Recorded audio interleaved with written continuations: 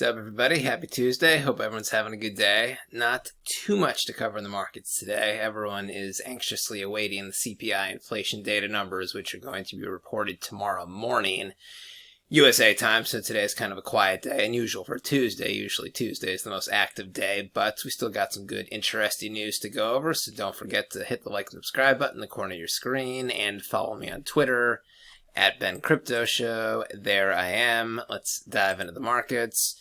It's down about 3% on the day. This is expected. Again, the inflation data numbers, the CPI data numbers, they come out tomorrow at 8:30 a.m. East Coast time. So always the day before, 2 days before these announcements. It's trepidation in the markets. It's more of the fear that causes the markets to go down. And then once the actual incident or announcement or whatever it is happens, then the market breathes a sigh of relief and starts going up again. So that's what's happening now. I think the markets would probably be going down more today if it wasn't for the Tuesday pump effect, which tends to happen in crypto. So that's sort of counteracting the negative price movement. So we're kind of flat on the day. So it's a worse Tuesday performance than usual, but it's pretty good timing for the announcement to come out tomorrow on a Wednesday, because then the Tuesday pump effect sort of counteracts the maximum amounts of negative price influence that announcement can have. But yeah, so the announcement's coming tomorrow, 8:30 a.m. Eastern.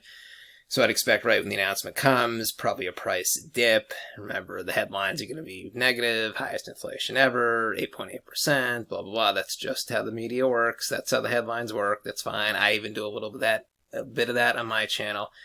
It's just how the media works. So don't panic at the headlines. It's just going to make it seem really extreme. Just let it roll off you. And then probably, so that's 8:30, I'd say probably by 10 a.m., 11 a.m., noon, a couple hours after the announcement, after the price dip, then I think prices are going to start going up. So not immediately, but probably a couple hours afterwards, we will see what happens.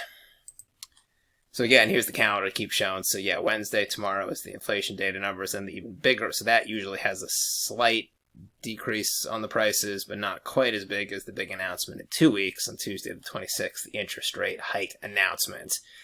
Now we already pretty much know that that's going to be another 75 basis point increase. The Vegas betting lines on that announcement are, it's a 97% chance that it's going to be 75 basis points again. So that really shouldn't cause any negative effect in the headlines, in the markets. You're going to see the negative headlines, but we already know what that announcement is going to be. So again, don't panic and just let it roll off you. Let's move on to the markets here. So not too many news stories today. SeeSaw and the 3 Capital guys have come out of the woodwork. They were sort of silent the last couple days. They were in the dark and on mute in a Zoom call with creditors a couple days ago. They haven't tweeted in a while.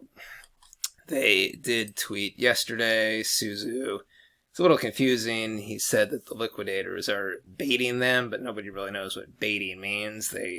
Something to the effect of the liquidators want him and Kyle to meet with them, and they're trying to bait them with something, but he doesn't really say what it is. He talks about some Starkware token warrants. Whatever those are, it's something to the effect of, he's saying that it was the liquidator's job to exercise those token warrants about a week ago, and then that would have supplied some much-needed token cash that could be liquidated and given to creditors, but the liquidators didn't do that. But it's not really clear why that's the liquidator's job and not SeeSaw's job or Kyle Davies' job, since technically they're still running the company as far as I know. So it's kind of a he said, she said. Neither party is really happy with the situation at the moment. But that is that. And yes, this tied in with my trivia yesterday. Which founder recently put himself on mute with a black screen during an entire Zoom call with creditors, and when questions were responded to this person, they did not respond. They just stayed on mute with a black screen. That was SeeSaw and Kyle Davies. That apparently was the comical Zoom call a couple days ago. Do Kwon won this vote, but that's not correct. Do Kwon, I feel like he's sort of turning into the punching bag now. Everyone's just, Do Kwon, blame it on him, whatever. But no, that was not Do Kwon who did that. That was SeeSaw and Kyle Davies. Whew. So yeah, I think Zusu, they might have been influenced by Alameda Research, them coming out of the woodwork with their first tweet in 4 years a few days ago. This tweet right here got a lot of publicity there. Might have led to Zusu. He hadn't tweeted in about 3 weeks or so. Might have had an influence there. What else is going on? Binance CEO tweeted this. CZ tweeted this. I heard there's a team of 8 journalists assigned to dig right dirt on Binance, and that's all they have to work on. I've also heard they've been incentivized by other crypto players. No concrete evidence, though. Now we're spreading rumors. I'll stop here. So yeah, I mean, it's just hearsay, but this sounds pretty accurate to me, that there would be a mystery entity incentivizing and hiring journalists to dig up just any kind of dirt they can find on Binance and CZ. Again, anytime you're on top, people are just, for better or worse, they're going to be trying to knock you off your pedestal. This, if true, this definitely reeks of more of the competition doing that. Some people might, it's a conspiracy theory, like a government is trying to knock them down. No, not at all that. This just reeks of straight up just competition, another entity that's about equal to them, that may or may not have a reputation for doing this kind of stuff. Wink, wink. Who knows? We shall see. But yeah, some entities in the crypto space play dirty. Some entities don't. I know this is just a rumor, but this certainly sounds in line with what I know about certain entities in the crypto space, that yeah, they would be hiring journalists to dig up dirt on CZ and Binance just because they want to knock them off the pedestal. Let's move on. Radio Shack, they did their first Twitter Spaces last night. I don't know what the hell is going on. 3,100 people tuned in. That's pretty impressive. Must have been pretty raunchy in there, but I did not tune in. I'm sort of hesitant to tune into any Twitter Spaces, because if I tune into one, then other similar teams are going to want you to tune into theirs, and it's just going to be like a never-ending effect, like tuning into this one. Like, I really just don't have the time to be tuning into all these Twitter Spaces. I might host one at one point, but if you tune into one, everyone else is going to expect you to tune into theirs, and I'm just a little bit hesitant to do that. But they are catching on, so it's good. Seems like a good feature of Twitter. It's been rolled out sort of out of nowhere. It's just caught on like that. What else?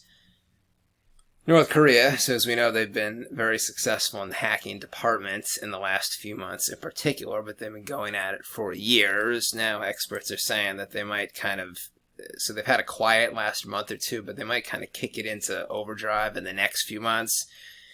Because as we all know, they've been successful in their hacks, but they've had a very difficult time cashing out the money, laundering money, and they've also shown patience. They'll hack something for $200 million and just let it sit for years and work on their other hacks. They are not impatient to try to cash out the funds. They know just being quiet about it and letting the funds sit there is probably a greater probability of being successful at cashing it out than right after the hack, trying to cash them out. The problem with that is, as this article points out, then they're getting hit by the market downturn as well. The total amount of their hacked funds are significantly less than it was months ago, 6 months ago, etc.